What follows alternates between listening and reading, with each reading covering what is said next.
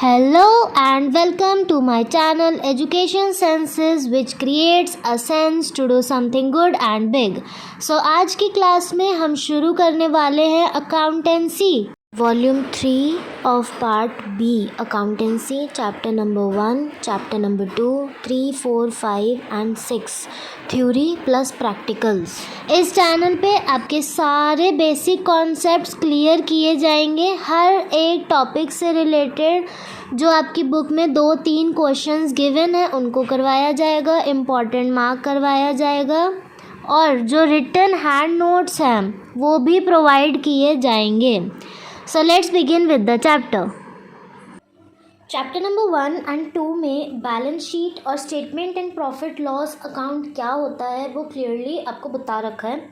In fact उस chapters में सिर्फ थ्योरी पार्ट है तो वह बुक में रीड करके अपने आप भी उसको अंडरस्टैंड कर सकते हो बिकॉज 11th क्लास का सेम कॉन्सेप्ट रिपीट हो रखा है। थोड़ा सा डिफरेंस है जो हम चैप्टर 3 में शुरू करने वाले हैं। चैप्टर 3 में comparative statement tools for financial analysis की बात की गई है। बेसिकली कंपैरेटिव स्टेटमेंट का मतलब होता है कि कोई एक सिंगल कंपनी है। फॉर एग्जांपल हम एक इलस्ट्रेशन के थ्रू बैलेंस शीट का टॉपिक अंडरस्टैंड करेंगे। हमारे पास बुक का फर्स्ट इलस्ट्रेशन दे रखा है जिसमें विनायक लिमिटेड एक सिंगल कंपनी है, विनायक लिमिटेड, जिसके बारे में बात की गई है। उस कंपनी की बैलेंस शीट शो की गई है as at 31 March 2019। Balance sheet में बेसिकली कंपैरेटिव स्टेटमेंट करते टाइम हमारे पास एक कंपनी होती है जिसके दो अलग अलग फाइनेंशियल ईयर्स यानी कि 2 different financial years are compared of a single company, उसको कंपैरेटिव स्टेटमेंट कहते हैं। तो विनायक लिमिटेड की बैलेंस शीट दे रखी है, balance sheet as at 31 March 2019। Balance sheet दे रखी है पूरी इक्विटी एंड लायबिलिटीज़। चैप्टर 1 में I have told you that how to make a balance sheet and basically equity and liabilities are the separate part as compare to the assets. Both the liability and assets are equitable to each other, then we should be compared. Then we says that balance sheet is complete now. Equity and liabilities दे रखी है, share holders है, share capital, reserve surplus, non current liabilities, current liabilities and assets दे रखे हैं। You can have a check here that equity and liabilities का जो total है 31,70,000 फॉर द ईयर 31 मार्च 2019। उस साल का जो लाइबिलिटी बैलेंस है 31,70,000 that is equal to the assets balance 31,70,000। Similarly जो 2018 का कंपैरिजन है that is 25 lakh and 25 lakh. So balance sheet को जब बनाते हैं तो उसमें क्लियरली पता चल जाता है कि हाँ बैलेंस शीट हमारी कंप्लीट है। जैसे 11th क्लास में हम बैलेंस शीट बनाते थे तो हमारी आमने सामने की वैल्यू सेम आती थी। इसमें डिफरेंस इतना है कि ऊपर नीचे करके हम वैल्यूज़ लिखते हैं। तो हमारे पास क्वेश्चन इस तरीके से है। इस क्वेश्चन को सॉल्व कैसे करना है वह एक्सप्लेन करेंगे। तो क्वेश्चन शुरू करने के लिए हमारे पास पहले तो एक फॉर्मेट बनता है, क्लियरली शो रखा है। इसमें 4 कॉलम्स बने हैं that is particulars, notes to account यानी कि नोट नंबर एंड 2 सालों का कंपैरिजन है तो 2 सालों का बनेगा यानी कि 4 कॉलम्स है। अब इन 4 कॉलम्स के अलावा 2 कॉलम्स हमारे एक्स्ट्रा बनेंगे। तो उन 2 कॉलम्स को बनाने के लिए हमारा जो फॉर्मेट है वो क्रिएट करते हैं।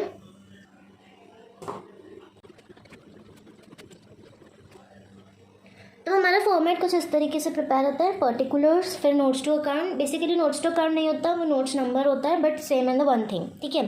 फिर अब हमारे पास क्वेश्चन में सबसे पहले हमारे पास करंट ईयर है 2019, फिर उसके बाद लास्ट ईयर है 2018। तो हम क्या करेंगे, जो प्रीवियस ईयर है सबसे पहले हम प्रीवियस ईयर लिखते हैं, फिर उसके बाद करंट ईयर लिखते हैं। जो थर्ड कॉलम बनता है वो बनता है current year minus previous year यानी कि B माइनस A, जिसको हम नेमिंग दे देते हैं C। जो लास्ट जो हमारा कॉलम बनता है दैट इज़ फॉर परसेंटेज। हमारा ये वाला कॉलम परसेंटेज के लिए होता है, जो परसेंटेज हम C/A इंटू 100 करके निकालेंगे। अब हमारे क्वेश्चन जो शुरू होता है, हमारे क्वेश्चन में एक चीज़ बहुत सेम रहती है, पूरा क्वेश्चन एज इट इज़ जो है वो कॉपी किया जाएगा यानी कि एसेट्स लिख दिए, लाइबिलिटीज़ लिख दी, फिर उसके बाद ये अमाउंट्स प्रीवियस ईयर वाली सबसे पहले लिखी जाएंगे, फिर करंट ईयर वाली लास्ट में लिखी जाएंगी। तो हम सारा कुछ सिमिलरली नोट डाउन कर लेंगे। हमने अपनी बैलेंस शीट को कंप्लीट करने के बाद जो हमारा फॉर्मूला यूज़ हो रहा था ए बी माइनस ए और फिर जो हमने परसेंटेज निकाले थे तो हम वो शुरू करेंगे। हमें पूरा का पूरा क्वेश्चन एज इट इज़ उतार लेना है, यहाँ पे प्रीवियस ईयर फिर करंट ईयर। अब हम इनका डिफरेंस निकालेंगे बी माइनस ए करके। 21 लाख माइनस 20 लाख 1 लाख आ जाएगा। तो इसी तरह से हम इनका डिफरेंस निकालते जाएंगे। 1,30,000, 3,60,000, फिर इसका आ जाएगा 1,80,000। इनके डिफरेंस बहुत ईजी होते हैं तो इनमें बहुत ज़्यादा वो नहीं करना पड़ता।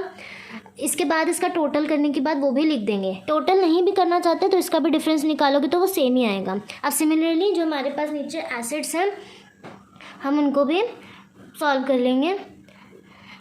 इसका डिफरेंस हमारे पास आएगा 1 लाख, इसका भी आएगा 1 लाख, फिर आएगा 3,60,000 और फिर आएगा 1,10,000।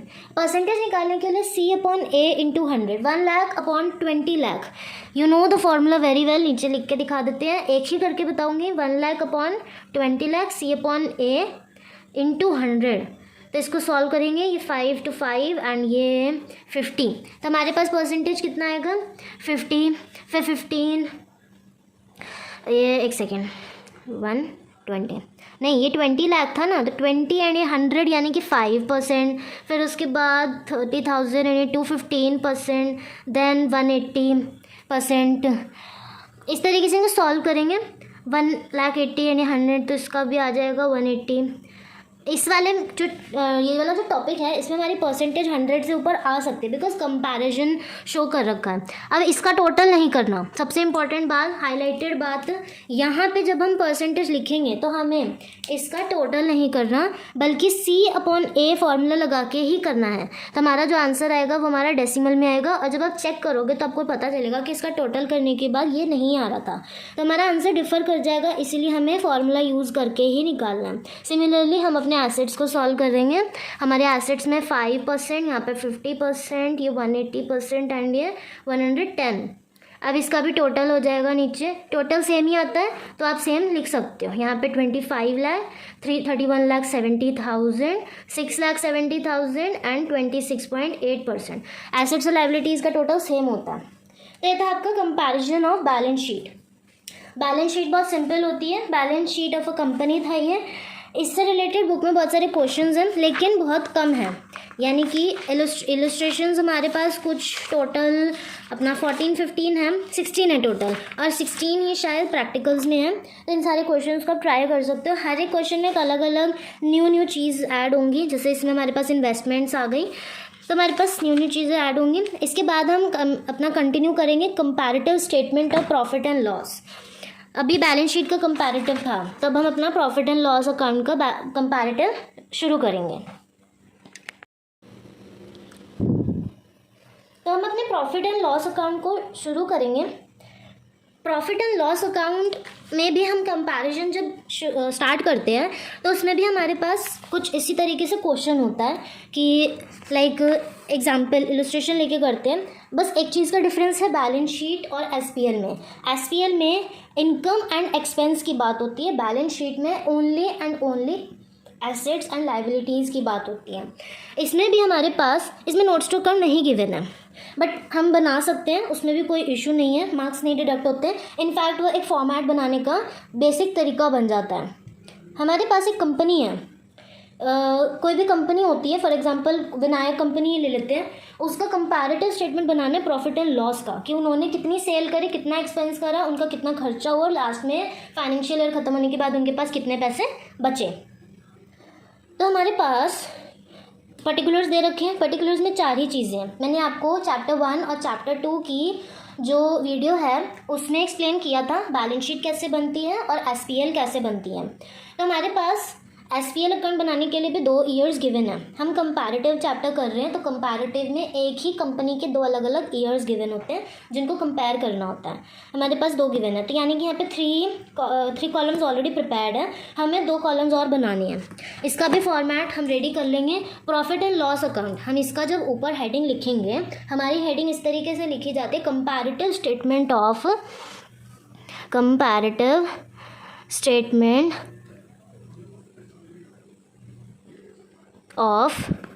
Profit and loss.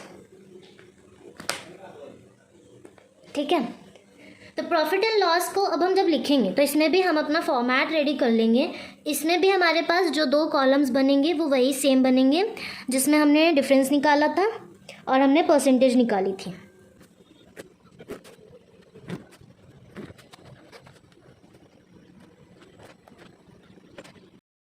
$13,00,000, $1,20,000 एंड $14,20,000।